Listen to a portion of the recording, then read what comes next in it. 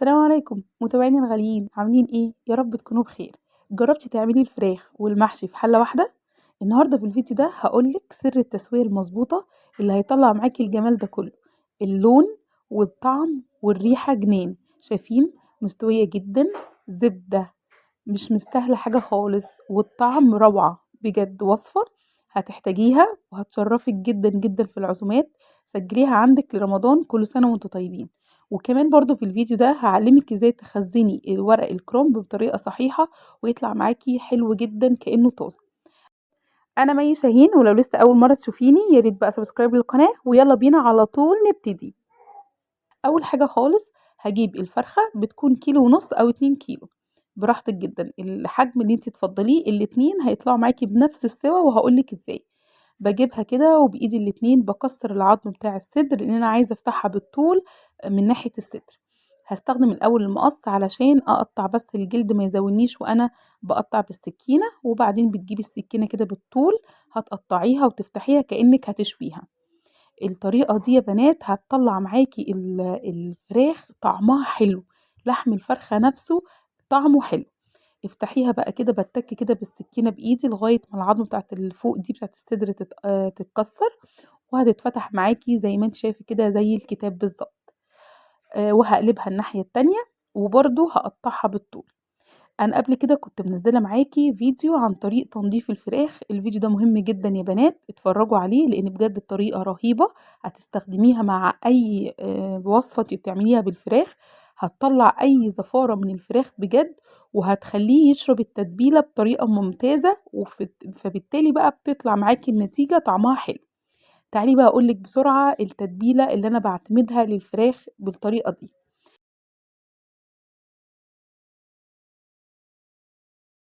اول حاجه خالص بصلايه مبشوره، وطماطمايه مبشوره، وكمان واحده فلفل اخضر لو بتحبيها سبايسي مفيش مشكله خالص. معلقه بقى كده صغيره مليانه فلفل اسمر، وحطي كمان نص معلقه كمون. زي ما قلت لكم كتير ما تكتريش الكمون لانه بيبقى ليه طعم نفاذ جدا. وحطي بقى هنا ظبطي الملح بتاعك، بحط معلقه صغيره ملح ورشه قرفه، وكمان رشة جنزبيل. طبعًا أنتم عارفين إحنا في الشتا، والجنزبيل مش عايزة أقول لِك على فوايده عاملة إزاي. ليه فوايد كتير جدًا للعضم وللمناعة. أنا باضيفه على كل التتبيلات تقريبًا، وباضيفه رشة بسيطة. وغير كده إن هو مع أي فراخ أو أي لحوم وكبدة وكده، رشة الجنزبيل دي بتضيّع أي زفارة نهائي. فبالتالي أنتِ بتستمتعي بطعم الفراخ والخلطة الجميل بتاعها. هنا بقى خلاص أنا غسلت الفراخ وسِبتها تتصفى كويس، وبعدين باجيب بقى الخلطة بتاعتي اللي أنا عملتها كده بعد ما دعكت بإيدي. دي ما تنفعش خالص يا جماعة بالمعلقة، لازم تدعكي بإيدك كويس. ولو تلاحظوا إن أنا في أغلب الفيديوهات بتاعتي باستخدم معاكم الجوانتي اللي هو الخفيف ده، بالذات وأنا باعمل لحوم أو فراخ علشان بابدّله كل شوية. يعني مثلًا غسلت الفراخ بجوانتي وبعدين باستخدم مع الخلطة جوانتي تاني. طبعًا كل ده علشان أنتِ تحافظي على النضافة. طبعًا أنتِ ما شاء الله بقى في البيت هتبقي جنب المَيّة، فكل شوية تغسلي إيدِك، فما فيش مشكلة خالص. أنا هنا خلاص دعكت الفراخ كويس جدًا بالخلطة بتاعتي. افرُكي بقى كده ويعني بُصّي، دخّلي الخلطة في كل حتة في الفراخ. كل ما دخّلتيها كده بين الجلد، شايفين برضه الحاجات اللي هي تبقى تحت الجلد دي برضه المفروض إن هي تتشال، وبافضّلها كده مكان، ودخّلي فيها الخلطة زي ما أنتِ شايفة كده. ما شاء الله هتطلع معاكِ مش عايزة أقول لِك زبدة. الخلطة دي كل ما سِبتيها في التتبيلة الفراخ طبعًا زي ما أنتم عارفين بتاخد من طعمها، وغير كده بتسهّل معاكِ عملية السِوَى. طبعًا أنا بادخّل تحت الجلد وباحافظ على الجلد إن هو ما يتقطّعش معايا عشان يدّيكِ اللون الحلو اللي أنتِ هتشوفيه دلوقتي. طبعًا باسيبها بقى كده في التتبيلة دي تاخد وتدّي كده مع نفسها لمدة مثلًا ساعة، ساعتين. فأنا الصراحة لمّا باحب أعمل الوصفة دي باجهّزها مثلًا الصبح، وبعدين بعد الضهر بابدأ إن أنا أطبخها. فأنتِ ادّي الفراخ وقت في التتبيلة. بعد ما تبّلت الفراخ وسِبتها، هابدأ بقى دلوقتي في الوصفة. هاتي صينية هتاخد حجم الفراخ اللي أنتِ محضّراها، حُطّي فيها معلقة زبدة مكعّب، وكمان 4 معالق كبار زيت. وما تقوليش إن كمية الدهون كتيرة، لإن أنا لسه هاستخدمها وهاقول لِك إزاي. أول بقى ما الزبدة كده تسيح معاكِ والطاسة تسخن شوية، امشي بالترتيب اللي أنا باقوله لِك دوّة، هتسهِّل عليكِ الوصفة كلّها. طبعًا مش هاقدر أقول لِك إن المحشي ما بياخدش وقت وفي 5 دقايق وفي نُص ساعة، لأ هو هياخد معاكِ تقريبًا ساعة، ساعة وربع، بس لو مشيتِ بالخطوات دي هترتاحي. خطوات بسيطة بس بتسهِّل علينا الأكلة بتاعتنا. انزلي بقى كده بالفراخ بتاعتِك على ناحية الجلد، علشان هو ده اللي هياخد اللون الحلو معانا. سيبيها بقى كده ما تحركيهاش خالص لمدة دقيقتين، ما تجيش جنبها خالص، هي هتاخد اللون الحلو بتاعها، وبعدين نبدأ إن إحنا نقلّبها. زي ما أنتم شايفين كده، اقلبيها بقى على الناحية التانية، يا سيدي، يا عيني على اللون، ما شاء الله تحفة، حلو جدًا. وعايزة أقول لِك والله برضه التصوير ظالمها، يعني هي حتى في الطبيعي أحلى من كده كمان، ما شاء الله، شايفين؟ بتقلّبيها بقى كده وبتضبّطيها وبرضه بتسيبيها حوالي دقيقة أو دقيقة ونُص على الجنب التاني، لغاية ما تاخد اللون الحلو ده، لإن أنا مش هاحمّرها تاني، هو ده اللون النهائي بتاعها.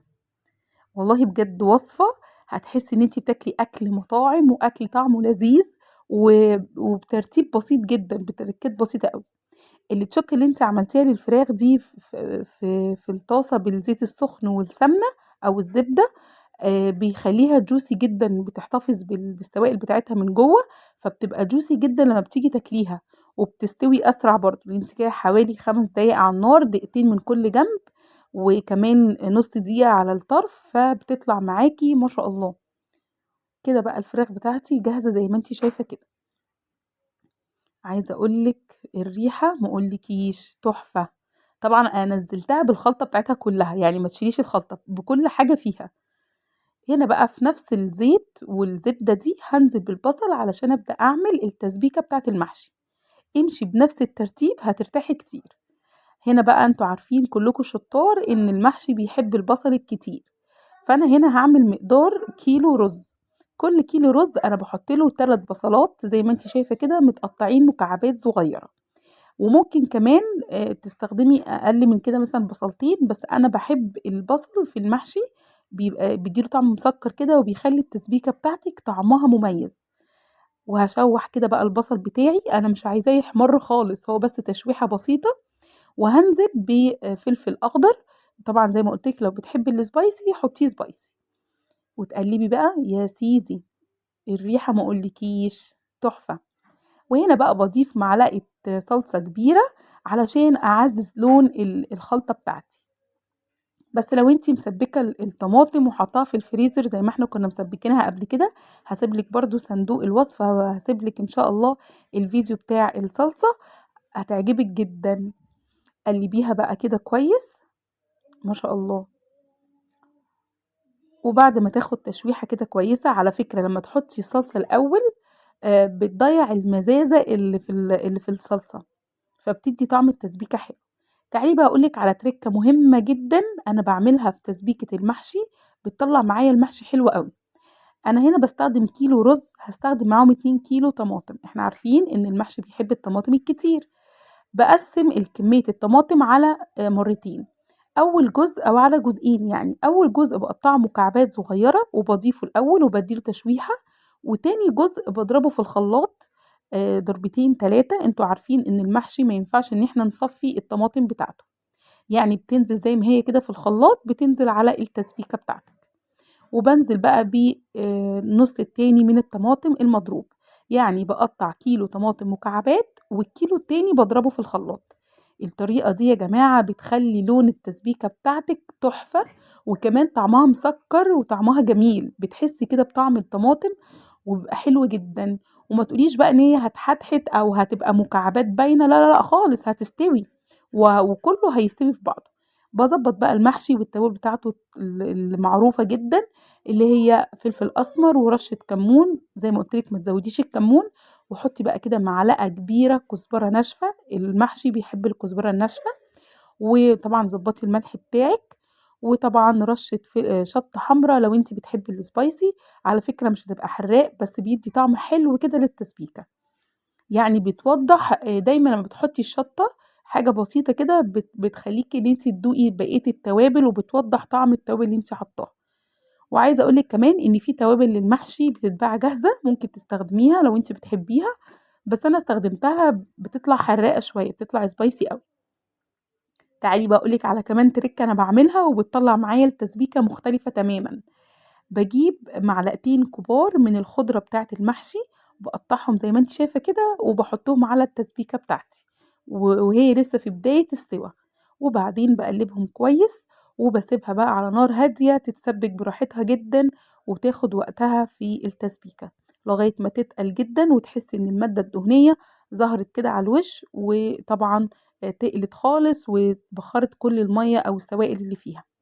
طيب هتقولي لي إيه بقى الخضار اللي أنتِ بتستخدميه أو خضرة المحشي؟ هو بقدونس وشبت وكزبرة وكمان نعناع أخضر، مهم جدًا يا جماعة في تسبيكة المحشي. تعالي بقى أقول لِك إزاي باقطّع معايا الكرنبة بتاعتي. أول حاجة هنا باجيب أنا عادةً باستخدم الكرنب اللي هو حجمه صغير علشان أنا ما باحبش أطلّع الحلال الكبيرة يعني، ولكن المرّة دي كان عندي بس الحجم دوّة فاستخدمته معاكم. أول حاجة خالص باقطّع كده الورق الخارجي، اللي هو طبعًا هتستخدمي برضه منه مش هنرمي أي حاجة خالص، هو بيبقى فيه ورقتين كده برّه الكرنب بيبقوا يعني خضر ومتبهدلين ما فيش مشكلة، بس الورق ده بيكون الورق اللي بعديه بيكون نضيف وممكن أنتِ تستخدميه، وتبدئي بقى كده بالسكينة داير ما يدور بتشيلي الجزء اللي فوق اللي هو بيمسك كل الورق ببعضه، هتقطّعيه كده وهيطلع معاكِ واحدة واحدة وأنتِ بتستخدمي علشان إيديكِ. وطبعًا أنتِ ممكن تشتريه جاهز، بس أنا هنا باقول لِك بقى التفاصيل، وبجد امشي بالخطوات دي، يعني سيبي بقى الطماطم كده تتسبك براحتها، وأنتِ اسلقي الورق أو الكرنبة اللي عندِك. أنا هنا برضه لقيت لسه في حاجات هنا بافرّغها تمامًا أهي الجزء التاني، ده بيسهّل لِك إن الورق يبعد عن بعضه بمنتهى السهولة، وبتعرفي تسلقيه أحسن من يعني بسرعة وكويس. أنا هنا بقى عشان عندي الكرنباية كبيرة هابدأ إن أنا أخبّط عليها أطلّع الورق كده واحدة واحدة بالدور، علشان أصغّر الكرنباية على قد الحلة اللي عندي.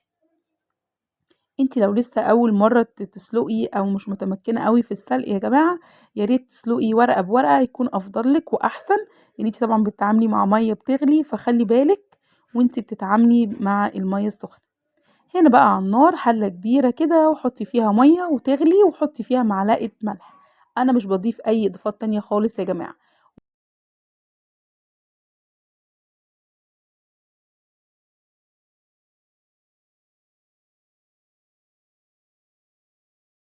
في ناس بتضيف كمون ما فيش مشكلة خالص، بس أنا باحس إن هو مش بيعمل أي حاجة، إحنا خلاص بنضيف كمون على الخلطة بتاعتنا، وبعد كده إحنا كده بنغسل الورق، فأنا شايفة إن هو ما لوش أي لازمة خالص، هو بس الملح كفاية. ولو أنتِ عايزة تفرزنيه هاقول لك بقى تركاية حلوة، بدل الملح استخدمي معلقة سكر. يعني لو عايزة تخزّني ورق الكرنب بدل ما تحطّي معلقة ملح على المَيّة اللي بتغلي، لأ حطّي معلقة سُكّر. أنا هنا خلاص كده ضبّطتها، طبعًا أنا باتعامل بقلب يا جماعة لإن أنا ما شاء الله يعني أنا بالنسبة لي المحشي أسهل أكلة ممكن أعملها يعني. لمّا أكون كده ما عنديش وقت دي حقيقة، يعني ده حتى معروفة عن مَي في العيلة كده إن لو ما عندهاش وقت وعايزة تعمل حاجة سريعة تقول ها أعمل لكم إيه أنا محتارة يالّا بينا محشي.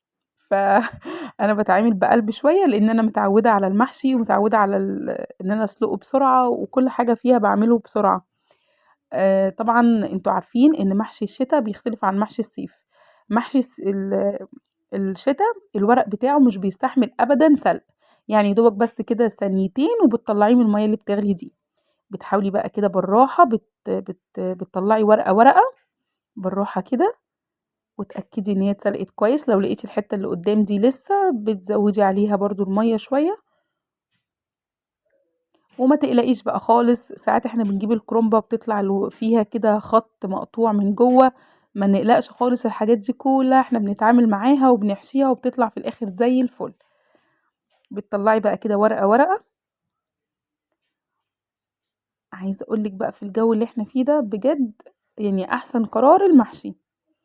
هنا بقى كده خلاص أنا سلقت الكمية اللي عندي، دايمًا حُطّي الورق بحسب المقاس، وأنتِ كده بتطلّعيه من الحلة، حُطّي كده الورق الكبير لوحده والورق الصغير لوحده، وترِكّة مهمة جدًا، جدًا ما تستغنيش عنها، لازم تغسلي الورق بمَيّة من الحنفية بعد ما يتسلق، ليه؟ علشان توقّفي عملية السِوَى وما يتهريش معاكِ وأنتِ بقى بتسوّي المحشي بعد ما تحطّي فيه الرز، فخلّي بالِك من النقطة دي.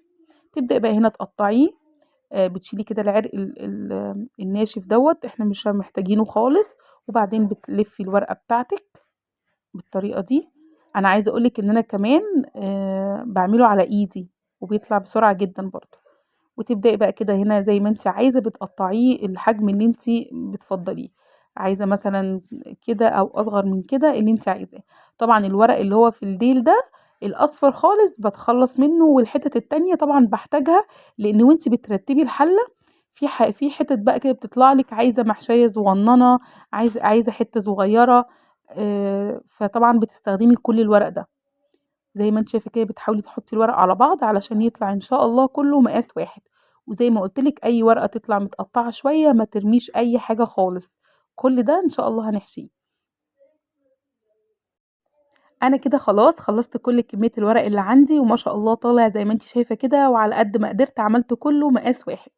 يلا بقى اقول لك الخضره بتاعتي، انا غسلتها كويس جدا ورشيت عليها رشه خل على على الميه بتاعتها، وبتغسليها اكتر من مره، وعلى طول بقى بتقطعيها وبتستخدميها. ما شاء الله شايفين بقى الصلصه دي بقى التسبيكه سبتها تهدى خالص. زي ما انت شايفه كده ما شاء الله طالعه متسبكه ولونها رهيب يا جماعه، وكمان طعمها مش عايزه اقولك تحفه. هنا بقى هبدأ ان انا احشي. انا قلتلك ان انا هستخدم كيلو رز، هحط كده كيلو رز انا بستخدمه يا جماعة مغسول مش منقوع خالص، مش بنقع الرز نهائي، ولا بقى بشوحه ولا اي حاجة خالص، بغسله وبستخدمه على طول. رز مصري عادي. طبعا في انواع رز كتير بتاخد مية اكتر وليها طريقة سوا تانية خالص، فانتي علشان يطلع معاكي المحشي مظبوط مع الورق اللي انت هتستخدميه استخدمي الرز المصري العادي. هنا بقى حطيت حوالي معلقتين زيت كبار، دي بقى سر اللمعة بتاعة الخلطة بتاعتك اللي هتديك اللمعة الحلوة. ورشة فلفل أسمر بسيطة، بتظبطي الرز بتاعك علشان يدي نكهة أكتر وطعم أكتر في الخلطة. رشة ملح بسيطة. جربي الطريقة دي وهتدعيلي بجد. معلقتين زيت كبار ورشة فلفل أسمر ورشة ملح، وبعدين بتحطي الخلطة بتاعتك. يا سيدي بقى، يا سيدي على الجمال، ما شاء الله تحفة. انا مي شاهين، لو لسه اول مرة تشوفيني يا ريت بقى تكوني واحدة من اسرتي الجميلة على اليوتيوب، وتشتركي في القناة، وطبعا تفعلي جرس التنبيهات عشان يوصلك كل جديد. ويا ريت بقى تقولي في الكومنت ايه رأيكم في طريقتي في المحشي، ولو عندكم طريقة تانية قولولي برضو. بقلب بقى كده كويس جدا التسبيكة بتاعتي، وبضيف عليها الخضرة.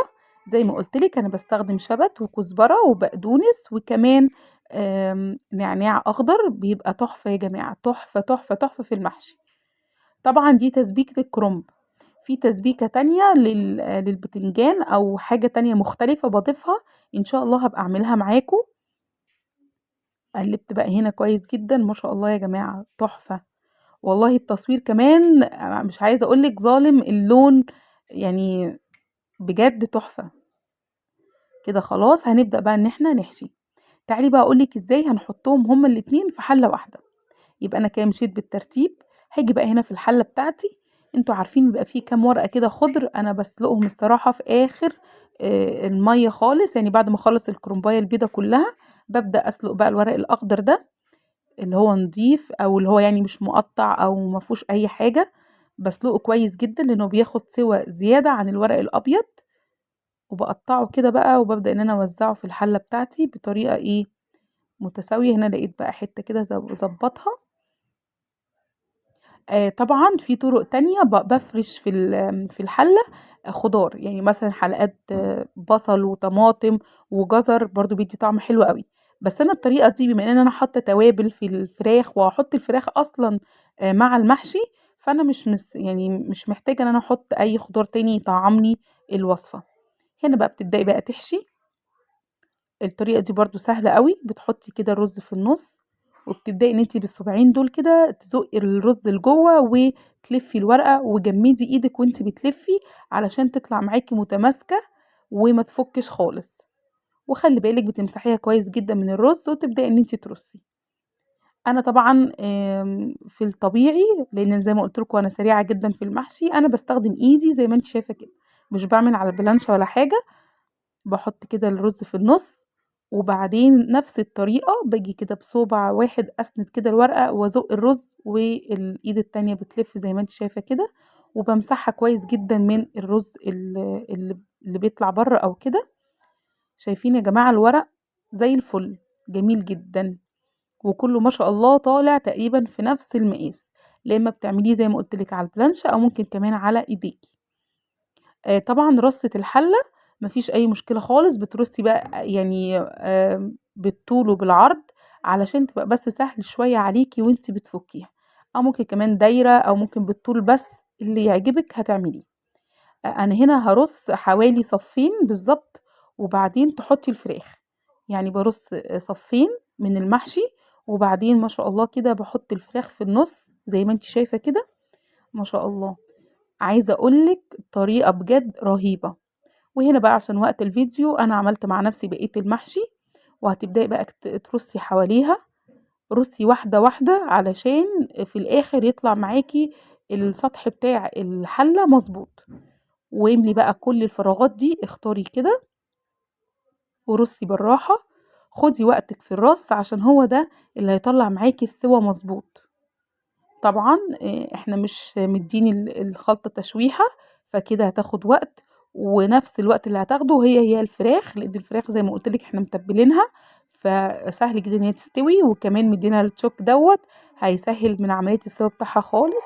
هنا زي ما أنتِ شايفة ما شاء الله كلّها سِوَى واحد، وهاروح بقى إن أنا أسوّيها معاكم. هنا بقى الشوربة بتاعتي، أنا كان عندي شوربة فراخ هاستخدمها كده، لو تفتكري أنا سِبت معلقتين من الصلصة هاستخدمهم دلوقتي على الشوربة، تركاية حلوة أوي وبتدّي طعم ولون للمحشي بقى من برّه ما أقولكيش. يعني الشوربة بتاعتِك بعد ما تجهّزيها طبعًا وأنتِ غالياها كويس وحاطة فيها كل البهارات، بعدين حُطّي معلقتين صلصة كبار من التسبيكة بتاعتِك وقلّبي بقى كده كويس، هتبقى جاهزة معاكِ وهتسقي بيها الحلة بتاعتِك. تعالي بقى كده السِوَى المضبوط للمحشي، محشي الكرنب بالذات لازم ما تشوفيش المَيّة، يعني بتحطّي شوية شوربة كده وبتهزّي الحلة بالراحة علشان كل الفراغات تتملى، ما شاء الله، وتلاحظي إن هي كلّها بسِوَى واحد، يعني المَيّة مش عالية من حتّة ومش واطية من حتّة، زي ما أنتِ شايفة كده المَيّة ما تحصّلش الصف اللي فوق، لازم تكون تحت آخر صف. وسيبيها بقى على نار عالية زي ما أنتِ شايفة كده، هتبدأ إن هي تتشرّب الشوربة بتاعتها كلّها، وبعدين تهدّي النار خالص، وبياخد في السِوَى حوالي 35 دقيقة هتبقى جاهزة معاكِ، وهيطلع معاكِ عظمة. هتقدّميها بقى زي ما أنتِ شايفة كده ما شاء الله، يا سيدي يا عيني على الجمال. طعم وريحة وشكل رهيب، حلوة أوي، متأكدة إن هي إن شاء الله هتعجبكم. اتبعيها معايا واعمليها بنفس التريكات اللي قُلت لِك عليها في الفيديو، وإن شاء الله هتعجبِك وهتفرق معاكِ كتير جدًا. شايفين الخلطة بتاعة البصل وكده اللي هي دي اللي على الفراخ، طعمها رهيب جدًا، جدًا، جدًا، حلوة أوي يا جماعة.